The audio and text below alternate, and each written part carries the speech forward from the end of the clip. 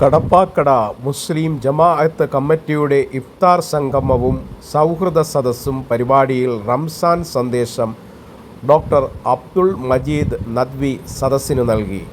A K Hafiz Kollam mayor, advocate Shine Dev ശിശുക്ഷേമ സമിതി secretary, reverend father M D Koshy, saint Thomas CSI church Pattathanam, Shri Sujith Shanthimadom, Shrimati Shiny T councillor Kollam corporation, Prakashan Pillai തുടങ്ങി കൊല്ലത്തെ സാമൂഹിക രാഷ്ട്രീയ വ്യവസായ രംഗത്തെ പ്രമുഖർ ഈ ചടങ്ങിൽ പങ്കെടുത്തു.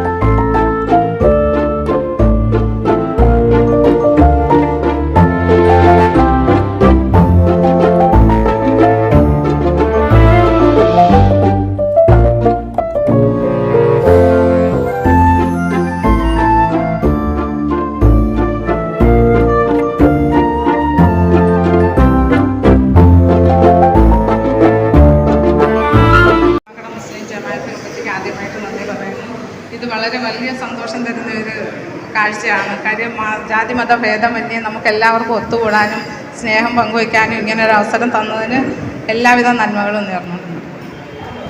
എത്തിയവരും ഞങ്ങൾ ക്ഷണിക്കപ്പെട്ടവരുമെല്ലാം സമയമില്ല, താഴോട്ട് സ്നേഹാഭിവാദനങ്ങൾ അർപ്പിക്കുകയാണ്. സ്നേഹം നുകർന്നും സ്നേഹം പകർന്നും സ്നേഹത്തിൻ്റെ സൗധങ്ങൾ പരസ്പരം പടുത്തുയർത്താൻ നമുക്ക് ഏവർക്കും ജഗദീശ്വരനായ ദൈവം തമ്പുരാൻ അനുഗ്രഹം നൽകട്ടെ എന്ന് പ്രാർത്ഥിക്കുന്നു. വന്ന ഗസ്റ്റുകളെല്ലാം താഴോട്ടിരിക്കുക. നോമ്പ് തുറക്കാൻ 2 മിനിറ്റ് മാത്രമേ ബാക്കിയുള്ളൂ. എല്ലാവർക്കും നന്ദി, നമസ്കാരം, വിട, ജയ് ഹിന്ദ്. സ്നേഹിക്കും, നമ്മൾ ബഹുമാനിക്കും, നമ്മൾ ആരാധിക്കുന്ന അള്ളാഹുവിൻ്റെ പേരിൽ അവരുടെ വിശ്വാസത്തിനനുസരിച്ചായിരിക്കും അവരുടെ പ്രാർത്ഥന വരുന്നത്. അതായിരിക്കണം. അതുകൊണ്ടാണ് നാളെ കൊല്ലം കോർപ്പറേഷൻ്റെ ആഭിമുഖ്യത്തിൽ ഔദ്യോഗികമായി ഇഫ്താർ സംഘടിപ്പിച്ചു.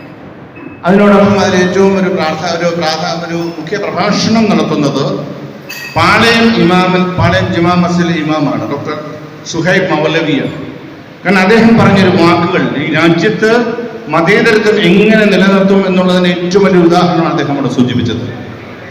ആറ്റുകാൽ പൊങ്കാലയുമായി കേരളത്തിലെ പല ഭാഗത്തു നിന്നും ആളുകൾ അവിടെ എത്തിയപ്പോൾ, വിശ്വാസികൾ അവിടെ എത്തിയപ്പോൾ, നമുക്ക് നോമ്പാണ്, നമുക്ക് ഭക്ഷണം കഴിക്കാൻ കഴിയില്ല, നമുക്ക് വെള്ളം കുടിക്കാൻ കഴിയില്ല.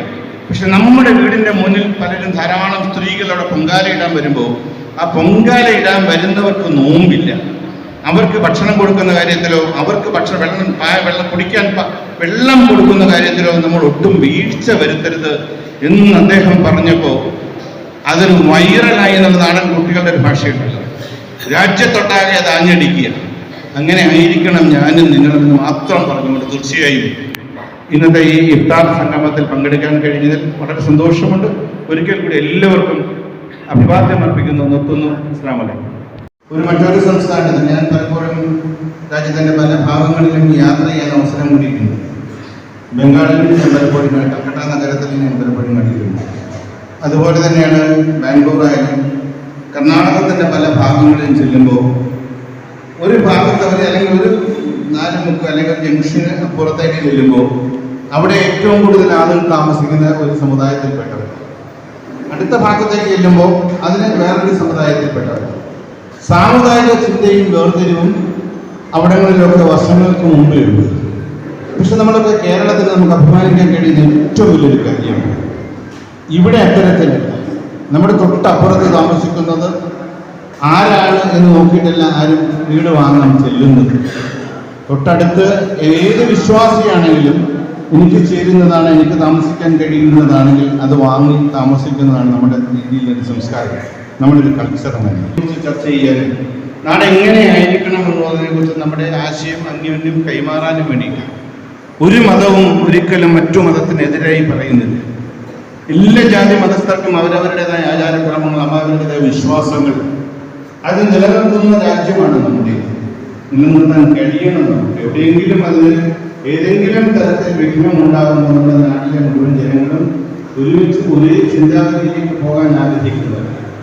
അത് പ്രത്യേകിച്ച് നമ്മുടെ നാടിൻ്റെ പ്രത്യേകത തന്നെ രാമകുമാർ സൂചിപ്പിച്ചതുപോലെ കേരളം എന്ന് പറയുമ്പോൾ സമ്മിശ്ര വികാരമാണ്.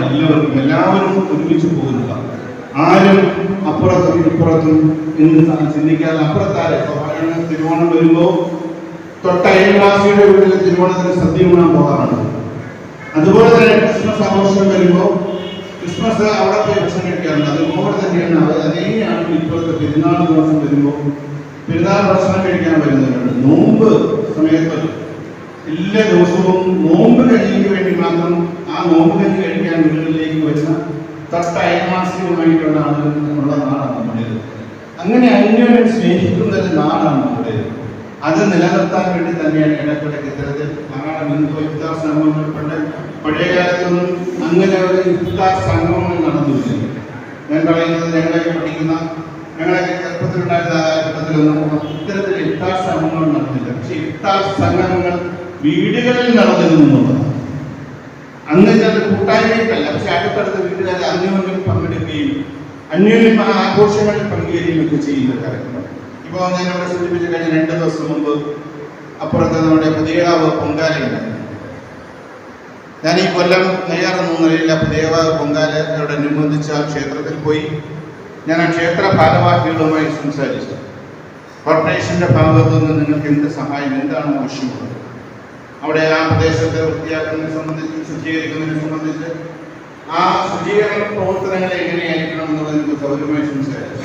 പൊങ്കാലയ്ക്ക് ശേഷം നഗരം എങ്ങനെ വൃത്തിയാക്കണം, ഏകദേശം പൊങ്കാലയ്ക്ക് ശേഷം 1.5 മണിക്കൂറിനകം കൊണ്ട് തന്നെ ഏകദേശം 450 ജീവനക്കാരെ അതിന് മാത്രം ചുമതലപ്പെടുത്തിയാണ് കൊല്ലം നഗരത്തിൽ പഴയതുപോലെ ഒരു അവശിഷ്ടമോട് ഉണ്ടാകാത്ത തരത്തിൽ ആ അമ്പലക്കാരോട് തോളോട് തോൾ ചേർന്ന് വലിയ കൗൺസിലർമാർ. അതിൽ ഞാൻ കണ്ട മറ്റൊരു പ്രത്യേകത,